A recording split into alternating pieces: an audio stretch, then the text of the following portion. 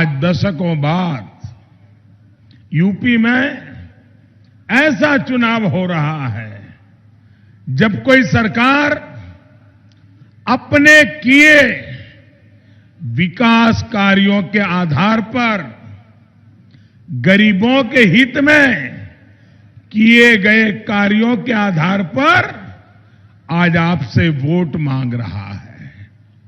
वर्षों बाद ऐसा हुआ है जब यूपी की सरकार सुधरी हुई कानून व्यवस्था पर वोट मांग रहा है। वर्षों के बाद ऐसा हुआ है जब यूपी में दंगे रुके हैं, अपराधियों की हिम्मत पस्त हुई है।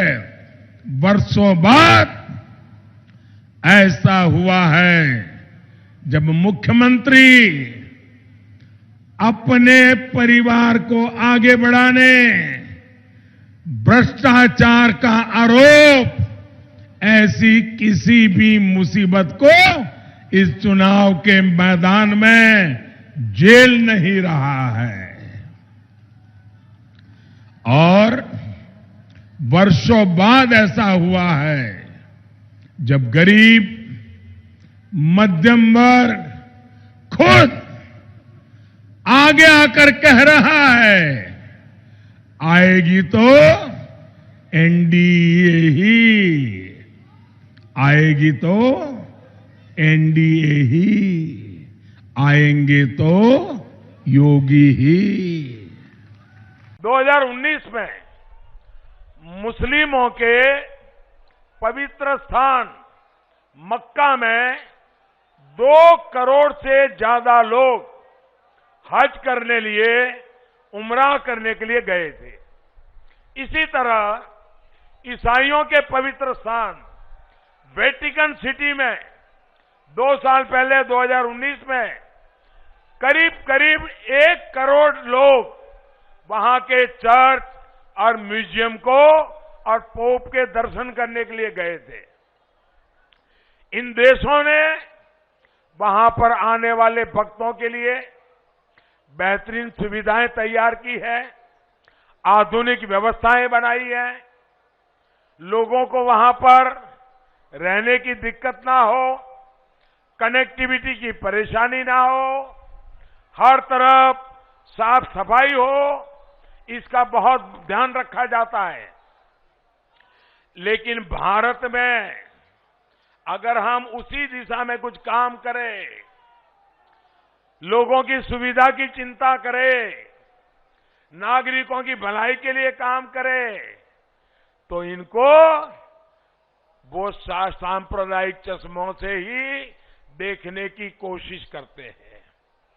आप खुद देख रहे हैं, काशी विश्वनाथ धाम परियोजना के बाद वहां आने वाले भक्तों की संख्या इतनी बढ़ गई है, इतनी बढ़ गई है कि वहां गरीब से गरीब को अब रोजी रोटी के नए अवसर मिल गए हैं। जो आने वाले लोग हैं उनमें आस्था भी है और ये नया परिवर्तन आया उसका कौतूहल भी है। बनारस में जो विकास के काम हो रहे हैं वो काशी और इस क्षेत्र की इकोनॉमी को बदलेंगे। और प्रयागराज के लोग तो हर कुछ साल में देखते हैं कि जब कुंभ का आयोजन होता है तो कैसे उसमें आस्था के साथ आजीविका भी जुड़ जाती है, यहां के अनेक लोगों को रोजी रोटी के अवसर खुल जाते हैं। ऐसे ही बद्रीनाथ केदारनाथ में विकास कार्यों के बाद वहां भी आने वाले लोगों की संख्या बहुत बढ़ी है। मुझे भी वहां के मुख्यमंत्री बता रहे थे कि कोरोना के पहले केदारनाथ में अब तक जितने लोग आए होंगे प्रति वर्ष उससे ज्यादा डबल संख्या में लोग आना शुरू हुए, तो पूरे उत्तराखंड की इकोनॉमी चल रही है। भाइयों बहनों, जब भक्तों की संख्या बढ़ती है, यात्रियों की संख्या बढ़ती है, टूरिस्टों की संख्या बढ़ती है, तो रोजी रोटी देती है कि नहीं देती है? रोजी रोटी देती है कि नहीं देती है? गरीब से गरीब को काम मिलता है कि नहीं मिलता है? शहर में टैक्सी चलाने वाला हो, उसका भी रोजगार बढ़ता है कि नहीं बढ़ता है? रास्ते के किनारे पर जो फूल बेचता है, उसके फूल बेचने वाले की भी कमाई बढ़ती है कि नहीं बढ़ती है? जो छोटी छोटी सराय लेता है, काम करता है, उसको रोजगार मिलता है कि नहीं मिलता है? जो अच्छी होटल चलाते हैं, उसको रोजगार मिलता है कि नहीं मिलता है? भाइयों बहनों, जब यात्रियों की संख्या बढ़ती है तो वहां की पूरी रोजी रोटी तेज गति से बढ़ती है। हम जो काम कर रहे हैं, पूरा हिंदुस्तान अब उस तरफ आने वाला है और ये सारे स्थान आर्थिक गतिविधि का बहुत बड़ा केंद्र बनने वाला है। और इसलिए हमारी सरकार कनेक्टिविटी पर बहुत जोर दे रही है। और मुझे बताया गया है कि 3 साल के भीतर ही ये जो हमारा प्रयागराज एयरपोर्ट अभी बना, और हमें कम समय में बनाया, समय से पहले बना दिया। प्रयागराज एयरपोर्ट में 10 लाख से ज्यादा यात्रियों की आवाजाही हो चुकी है। भाइयों, लखनऊ और वाराणसी के बाद आज प्रदेश में ये आंकड़ा छूने वाला प्रयागराज हमारा तीसरा एयरपोर्ट बन गया है।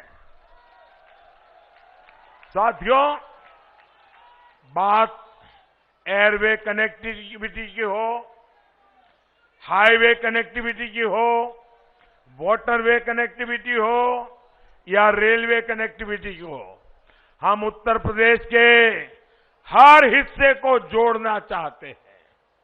योगी जी की सरकार इसलिए ही यूपी में आधुनिक एक्सप्रेसवे बनवा रही है, नए एयरपोर्ट बनवा रही है। इन विकास कार्यों की गति ना रुके, इसके लिए डबल इंजन की सरकार बननी जरूरी है। और इसलिए आपको बीजेपी को जिताना है, इसलिए आपको अपना दल के हमारे उम्मीदवारों को जिताना है, इसलिए आपको निषाद पार्टी के हमारे उम्मीदवारों को जिताना है। और भूलना नहीं है, पहले मतदान, उसके बाद दूसरा काम। साथियों, मुझे बताइए, ऐसा तो नहीं होगा ना, इतनी बड़ी रैली हो गई, संजय जी का मार्गदर्शन मिल गया, अनुप्रिया जी का मार्गदर्शन मिल गया, मोदी जी भी आ गए, अरे अब तो जीत जाएंगे, सो जाओ, अब सो जाओ। ऐसा नहीं करोगे ना, नहीं करोगे ना? घर घर जाओगे, घर घर जाओगे, घर घर जाओगे? जरा हाथ ऊपर करके बताइए, घर घर जाओगे? मतदाताओं से मिलोगे? अच्छा, मेरा एक काम करोगे? करोगे? पक्का?